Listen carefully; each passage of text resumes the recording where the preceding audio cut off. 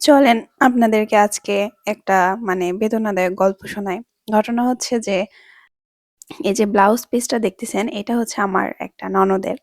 তো সে আমার কাছে জামা-কাপড় যাই বানাতে দিক, কখনোই ১ মাসের আগে কোনোদিনও পায় না। তো এই ব্লাউজটা ১ সপ্তাহের মধ্যে সে পাইছে আমার থেকে বানায় নিতে। তো এজন্য আমি আসলে ভিডিওটা করে রাখছি। কারণ আমি ও মানে তার সাথে আসলে এমন হয়। তাই সে আমাকে কিছু করতে দিবে, সিম্পল একটা কাজ হয়তো ৫ মিনিটের কাজ, সেটা আমি ১ মাস ধরে তাকে ঘুরাই ফিরাই, বলে এখন না পরে, তখন না পরে। কিন্তু আমি ঠিকই কাজ করি।